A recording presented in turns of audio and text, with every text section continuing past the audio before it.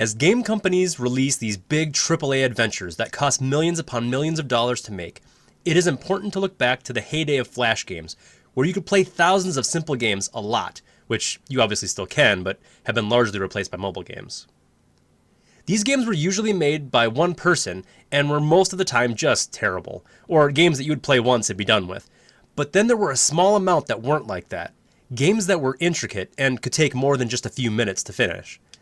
One of these games was Super Mario 63. In 2005, Renault released a game called Super Mario Sunshine 64, and then remade it as Super Mario Sunshine 128. They even planned to put it on the Wii Arcade, but were denied for obvious reasons. Finally, in 2009, it was changed and renamed Super Mario 63, and was uploaded to Newgrounds and Cheesy Art in 2009.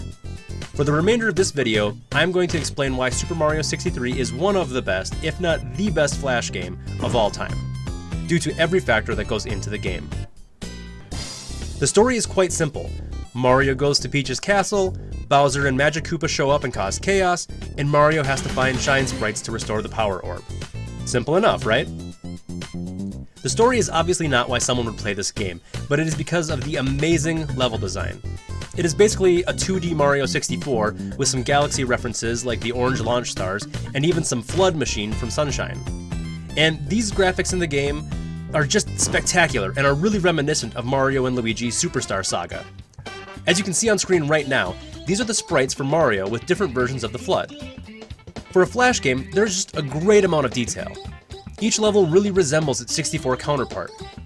As for the music, it is the music from 64, Galaxy, and Sunshine.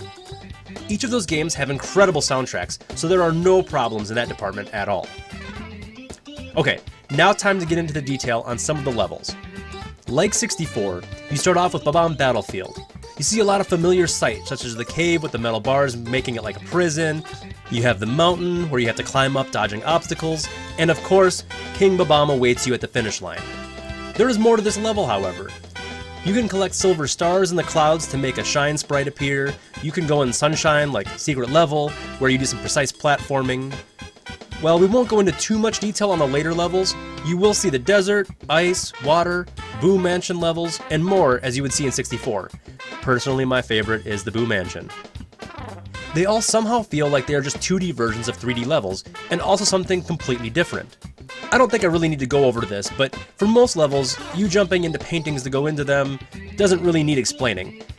Except, some levels require you to do completely random things to get to them.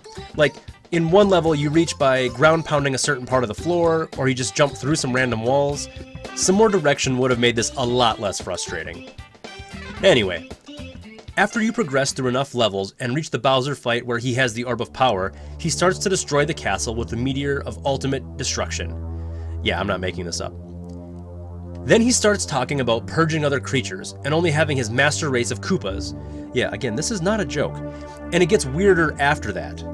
There's a flashback to Yoshi's Island, etc. The story may be strange, but it is 100 times better than all the new Super Mario Bros. Games combined.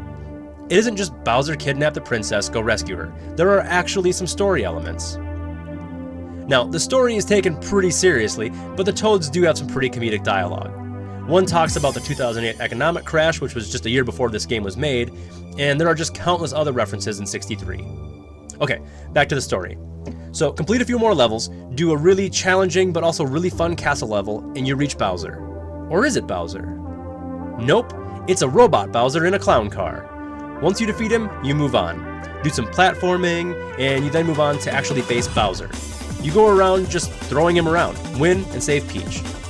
That isn't it though. Bowser's castle is going to explode, so you have to run through obstacles to escape. After that, you have finally beaten the game, and you get to unlock Luigi as a reward. Super Mario 63 is truly something special, and I cannot recommend it enough. I really can't believe it is now 10 years old, back when Flash games were still super popular, and sites like YouTube were only a few years old and weren't all corporate and professional like today. It really was a different time, and while it is impossible to go back to that time, the nostalgia that Super Mario 63 has is really something special. So, if you did play it back in the day, play it again now. And if you didn't play it then, what are you waiting for? What are your favorite classic Flash games? And what is your favorite Super Mario 63 level? Let us know in the comments. Be sure to like, subscribe, and join our Discord with many of our other fans and staff members. As always, thank you for watching Game Domain.